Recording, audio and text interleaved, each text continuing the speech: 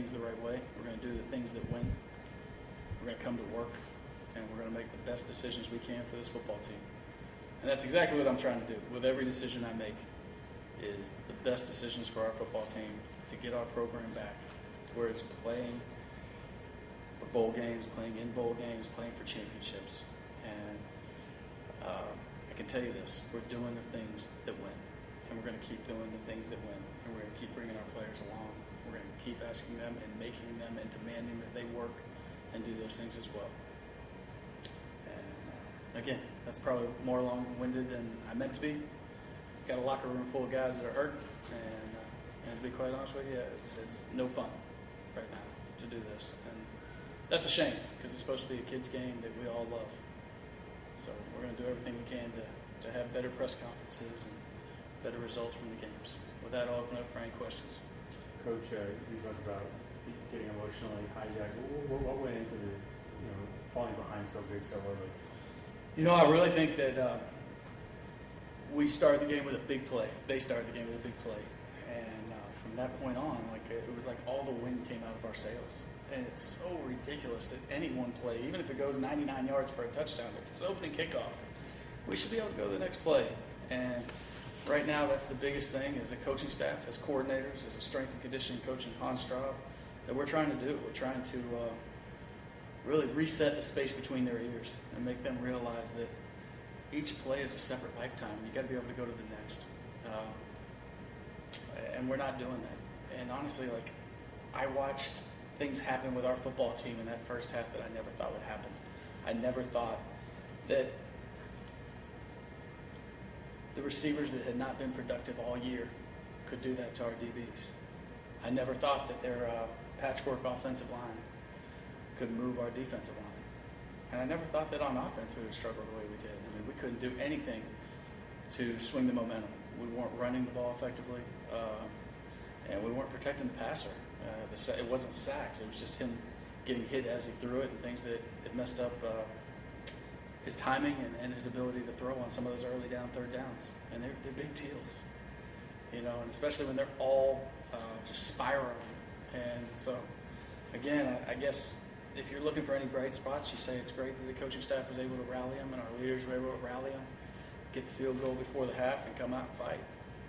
And it's just so weird to me. It's like two completely different ball games, two completely different teams when you look at that first half and the second half.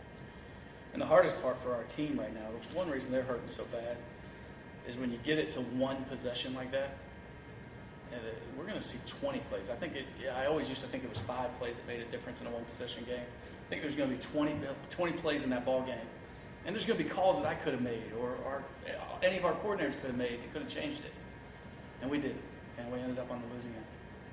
When you flipped 23 straight to close that gap, what did you see from there that to get you guys playing the way that you wanted to play from the outset? Our defense really just bowed their neck, and we knew what they were going to try to run the ball and basically go to a 4-minute mindset in the third quarter. And it's what you should do when you have a lead that big. They came out in the third quarter, and I believe they scored on their first drive. Yeah, they did. And so they go up 34-3, and so they're in a run period situation. Our defense got off the field. We went to a 2-minute mindset on offense, had a couple big plays. Austin Trammell had a huge one, and we got the 2-point conversions, and now you're one possession away. You talk about the mood in the locker room after the game today. How did that maybe differ from other games where you've come up a little close? Again, when it's one possession, it just hurts so bad, Glenn.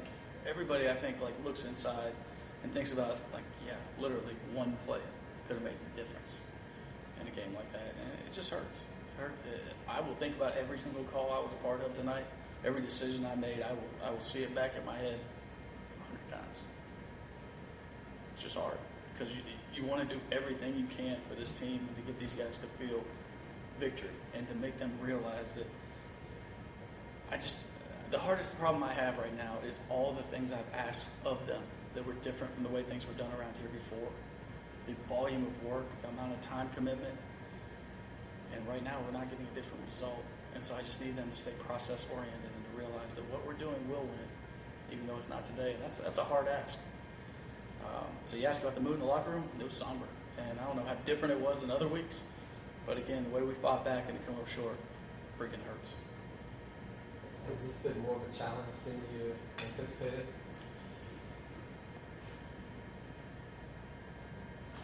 The simple answer is yes. I never thought that I would be associated with a team that has had this little success, or just things that I've been a part of, and I've been a part of some rebuilds and stuff like that. But this has been very difficult, and I would say the biggest problem I've had is the mind space between all of our areas right now, and that's really what we're going to try to work to overcome. I've been on teams where you felt like they weren't giving you everything that they could, and I don't know if that's the case. I'll be curious to watch this film and see if we can say, yeah, he's letting us down. He's not giving us whatever. Because again, you look at the way the first half went, you could have easily seen this game ended 70-3, right? And that's not what our guys did. They fought, and so we're just past the point of moral victories.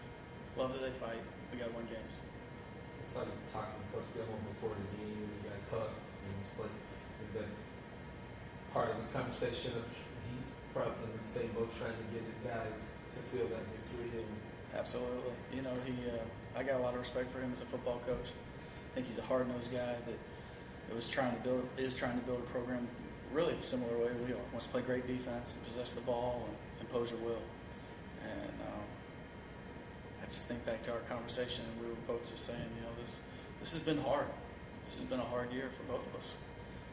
And that's really what we talked about is how hard it's been. We both talked about the positives of how our guys are still fighting and still practicing the right way. The frustration for me is, like, I would tell you that I thought Wednesday's practice might have been our best practice we've had here as a football team.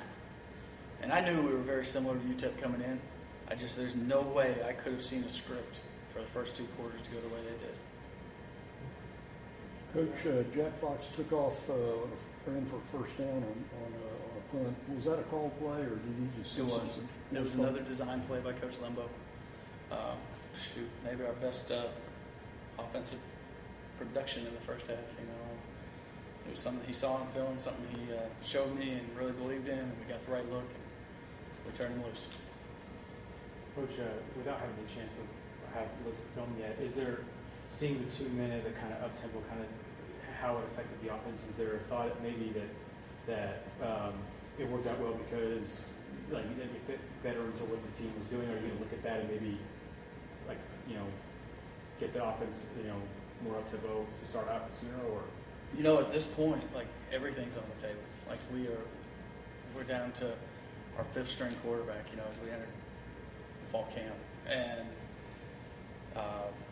things are just different than they were 2 months ago. Our offense has evolved, and in a lot of ways not very good, and so we're not able to play games the way I wanted to, the way I envisioned helping our defense out. So if it's something where we're going to make a commitment because we can throw and catch, which we can do that at times. We didn't do it very well in the first half, but we did it really well in the second half. There's a place for that.